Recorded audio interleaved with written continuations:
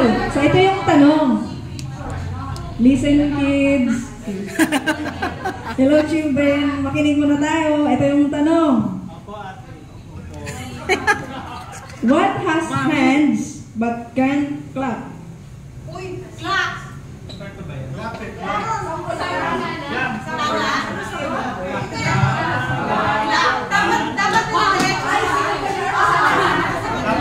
Yung mananalo kayo pag madami sagot nyo. Pag hindi nyo na napapasama sa next question.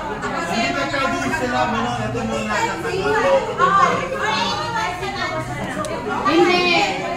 Dire-diretso pag di alam hanggang hindi na nakaalam.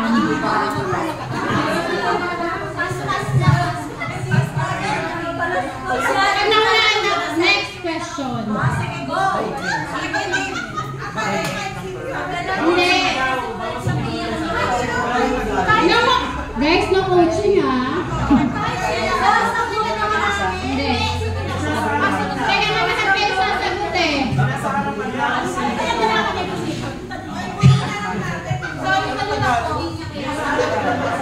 Yan na yung twist English.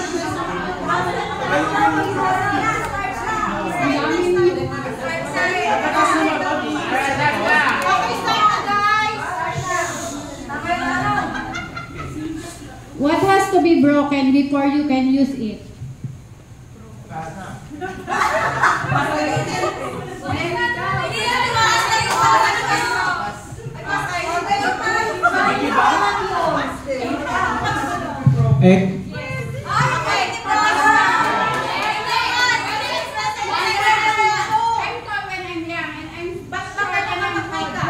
What am I?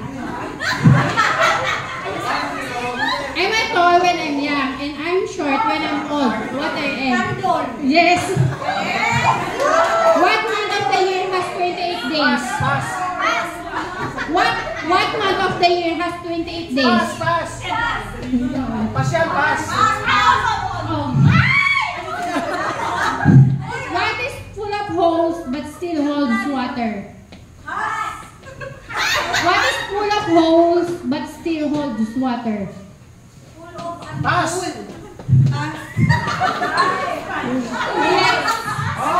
What question you can never answer yes to?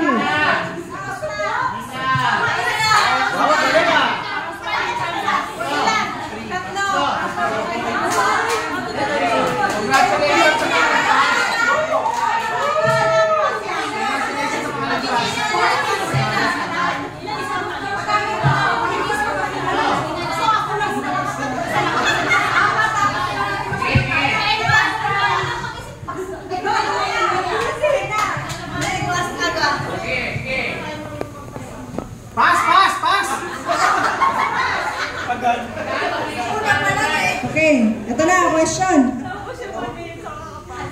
What question can you never answer yes to? Pass!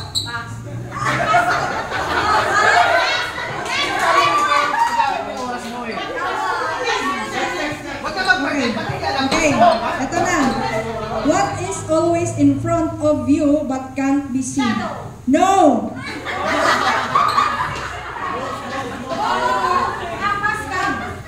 What is always in front of you but can't be seen?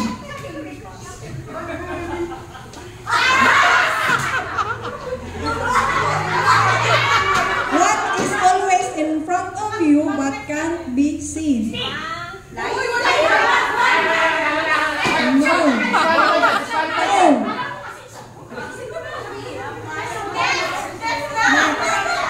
There's a one-story house in which everything is yellow. Yellow walls, yellow doors, yellow furniture. What color are the stairs?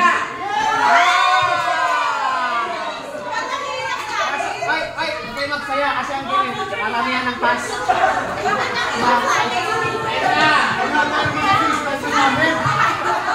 Mas panalo ang pass.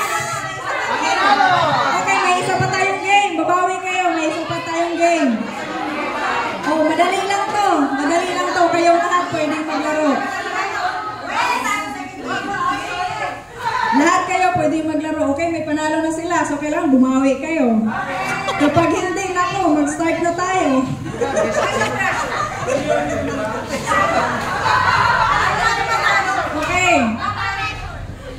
Ito si Team 1. Ang team nyo ay Team Up. Ito si Team 2, Team Down. Okay? Oo, kaya nyo to. Bubuksan mo na din. Okay? Nagkahanap ako ng baso kanina, marami Pang games lang kasi ito eh. Hindi ka pang games. Nagamit sana yung kanina. Okay. Okay, 1 minute lang dito ah. 1 minute lang ito.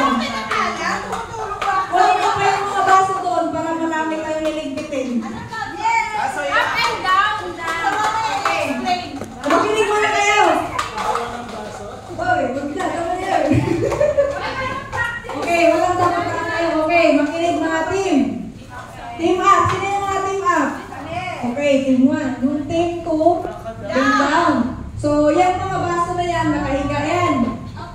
Okay? So, ngayon si team up, lahat ng mga baso na to, padamihan tayo ng ano. Ang posisyon ng baso yung team up is pa ganun. Okay. Si team down, pa ganun. Okay? So, kung sino yung may mas maraming nakatayo na sa posisyon ng team nila, sila yung sila lang pwedeng mag-ano. Kahit pagpatayin na sila ng ganun, pwede nyo pa siya ginawa, na 3 oras na tayo. Okay. 1 minute lang to ha. Oo, meron. Lahat kayo pwede nyo gawin. May time, 1 minute lang. 1 minute.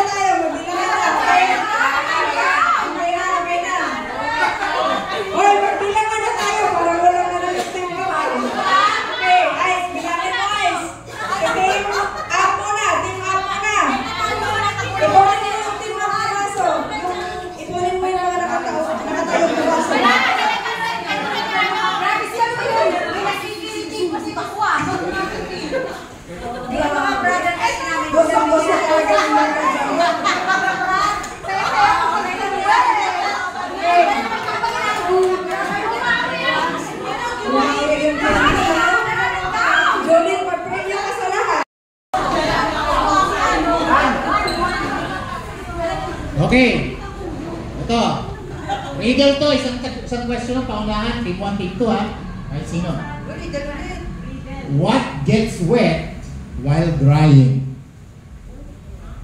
What gets wet?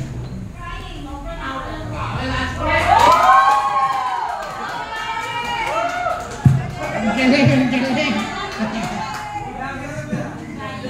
Nanalo team 1, nanalo team 1.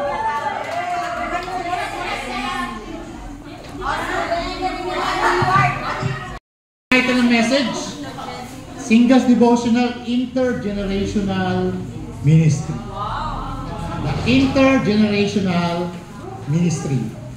So itong tanong ko, lalo na sa season tsaka sa YoPro, will you be friend with someone far older than or younger than you? Yes! Yes. Yes. Far older than or younger than you. Kung baga pag season ka ba, gusto mo magkaibigan ng YoPro? Pag YoPro ka ba, gusto mo magkaibigan ng mga season? Okay. Okay, amen. So ito yung ating church demographics, no? Dito sa ICOC Manila. Meron tayong Generation XYZ. Okay? Generation XYZ. Meron Gen Alpha. Yung pinakabata ngayon, Gen Alpha. Okay? Meron mga boomers. Okay? Anong gen kayo? XYZ nga kayo, may alpha pa. Ang alpha nasa teens. Teens. Okay? So, kumbaga, mga kapatid, dito sa church, iba-iba ang ating generation. Iba-iba ang generation. Ay, dito sa singles, may 3 generation tayo eh. Sa singles eh. Sa ating ministry, sa church, 20 years ago, ganito ang settings. Dati ang mga nag-meet, puro marriage lang. Puro singles lang. Puro campus lang. Kami noon sa campus, we work on our own. Nagpaparacing kami sarili namin. Hindi kami, we were on our own. Campus ministry kami. Never kami humingi sa singles. Never kami humingi sa marriage. 20 years ago. Pero ngayon, nagbago na, no? Mix na settings. Magkakasama na teens, campus, singles, and marriage. Now, ano ang intergenerational ministry, mga kapatid? Since we are now in a ministry ng iba-ibang generation. So, ang goal sa intergenerational ministry to strategically build significant and purposeful interaction between generations within the structures of the church. Gaya sa atin, sa singles, meron tayong young professional, meron tayong season. So, ang goal natin, mag-build tayo ng interaction, no, between these two generations. Right? Ano ang susi para ma-achieve yan, mga kapatid? Ito yung susi. The component is dalawa. Interaction and intentionality. Okay? Interaction, intentionality. You notice, mga kapatid, in your past joint devotional, meron tayong season ng YoPro, karamihan ng ating Devo merong interaction. May mga D-groups, may mga pairing, may mga ganong discussion. So, ang purpose niya is to build interaction. Anong kulang? Intentionality. So, kailangan meron din intention. So, ito ay di-discuss natin, mga kapatid. So, ano ba ang biblical basis na intergenerational ministry? So, we are now entering an intergenerational ministry. Anong biblical basis? So, we will be reading some verses. Number 1, sa 1 Corinthians 2, chapter 2, 12 to 14. Kalimutan ko yung 12. 12 to 14. Just as a body, though one has many parts, but all its parts form one body. So it is with Christ. We were all baptized by one Spirit, so as to form one body, whether Jews or Gentiles, sabi ni Paul, slave or free, whether YoPro or season, in our generation, we were all given one Spirit to drink. Okay? Even so, the body is not made up of one part, but of many. Okay? So, though many, we are one body. Isa na tayo, mga kapatid. So, there should be no division in the body. Sa Titus 2, verse 2, So, ito ang sabi ni Paul kay Titus. Si Titus is a younger disciple. Si Paul, seasoned single. Si Titus, young-pro. Si Paul, seasoned single. Wala niyo. Seasoned single si Paul. Si Titus, young-pro. So, ito sabi ni Paul, teach the older men. Tinuturuan ni Paul si young-pro na turuan ng older men. Ang mga season to be temperate, worthy of respect, self-controlled, and sound in faith, in love, and in endurance. Okay? So, tinuturuan ng mga younger, okay, na turuan daw ang older. So, ang young pro pala, pwede nyo turuan ng mga older. Okay? Ano pa? Likewise, teach the older women. So, ang mga season, young pro sisters, you can teach the older women to be reverent in the way they live, not to be slanderers or addicted to much wine back in their time, in their culture, but to teach what is good. So, mga kapatid na mga nakababata na kapatid, pwede nyo rin palang turuan ng mga older women. Ano pa? So ito naman mga older women, ano pwedeng gawin? Verse 4 and 5. They can urge the younger women, so seasoned singles, you can urge the younger women to love their husbands, so kung magkakaroon na ng children, to be self-controlled and pure, to be busy at home. Okay? Back in their time, busy po sila sa gossips. Back in their time. So be busy at home, to be kind, to be subject to their husbands, so that no one will malign the word of God. So the point here, the older women can teach the younger women. Makita niyo po yung interaction? Next, similarly, brothers, encourage the young men to be self-controlled. In everything, set them an example by doing what is good. So even the younger men can be a good example. Okay? Sa older people dito sa church. Nakuha niyo po yung interaction, mga kapatid? So these are the roles and tasks ng mga younger women, younger men, and older women, older brothers and sisters natin. Now, paano ba nag-work ang intergenerational ministry? So, simple lang. Paano nag-work ang dynamics ng YoPro and season? By the way, back in the older times ng singles, wala pong YoPro and season. When I was 10 years ago, singles ministry, walang YoPro and season. Only singles ministry. Wala po. Nung simula yung aking co-leader, she led the singles ministry for very long years. And she did great. Okay? So utang yung mga younger sisters yung ministry ng singles because of her. Wala pong YoPro in season back at that time. Walang division. Wala pong ganon. Okay? Isang singles lang talaga. Okay? Back at that time. And now, we are entering a new generation dahil ng generational gap. Dahil sa gap, binuo ang YoPro at saka yung season singles. So para ma-meet yung particular needs ng YoPro at different need ng season. So binubuo siya ngayon. Ngayon lang po siya nangyayari. Okay? In the church, worldwide. Worldwide. Now, paano mag-work yung ganong ministries? Number 1, build relationships with other generations intentionally. So, kailangan po mag-build ng relationship intentionally. Hindi po yung saka na lang o yung mangyari na kung mangyayari. Kailangan sadyain. Kailangan sadyain. So, intentionally. So, if we want the YoPro season to be united, we need to do this. We need to build a relationship with each other. So, kailangan natin mag-initiate. Ang season, mag-initiate sa YoPro. Main seasons. Ang YoPro, mag-initiate sa season. So, para ma-build yung generational gap na yan.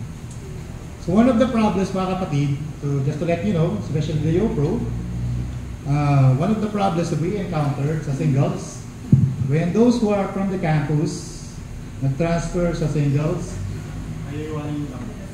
wala silang friends, wala silang close friends sa singles, so wala silang mag-open up, Wala may spend time, naiiwan sila.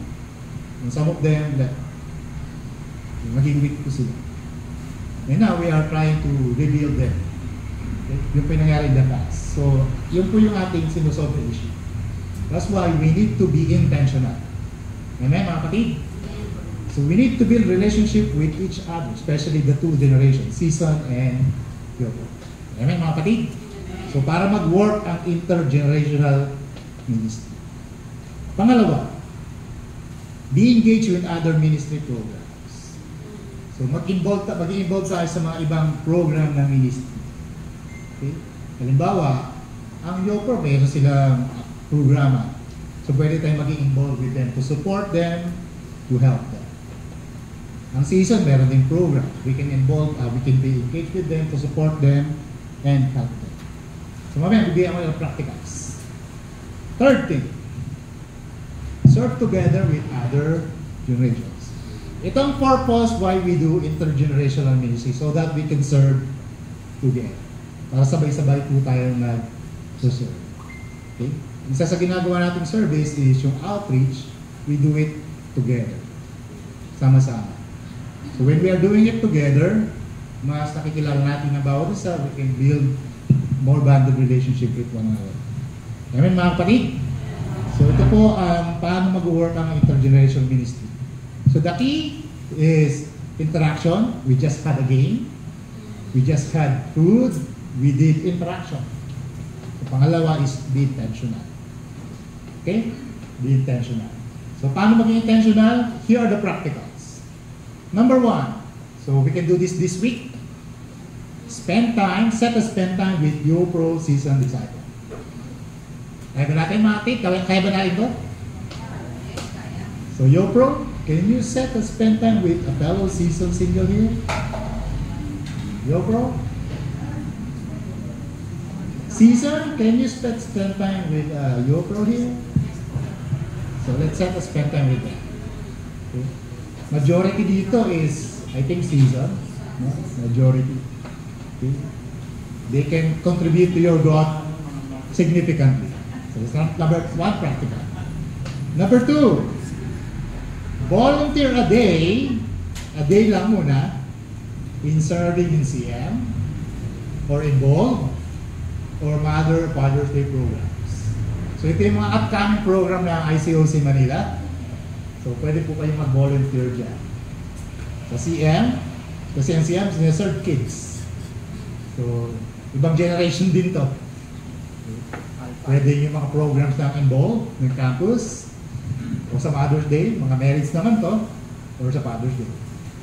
So, we can support them. So, may activity ang Father's Day, Mother's Day, we can support them. In that way, we are being engaged with their programs. Amen, mga kapatid? So, I don't know how you will do it, but that's one of the practical. Pangatlo, join the outreach with teens or involved. They just had an outreach, I think last week. 2 weeks ago, they just had an outreach, yung involved. Siguro sa susunod, you can join an outreach. So, serving together will build the yung generation gap. Amen, mga kapatid? So that is the encouragement for tonight. Just sweet and short. I hope meron po tayong natutunan to practice this year. Maraming salamat. Pagkakagawa. We're dismissed, mga kapatid. We just had food. We're dismissed. Sa Sunday, balik po tayo sa PICC. Okay? PICC kasi Mother's Day. Mother's Day. Okay, balik po tayo.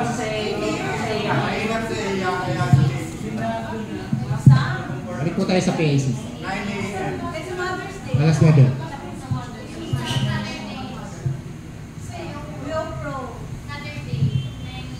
Si Aiza, may ako lang Aiza to do some announcement for Leo Pro. Kasi Aiza ang ating coordinator sa Leo Pro.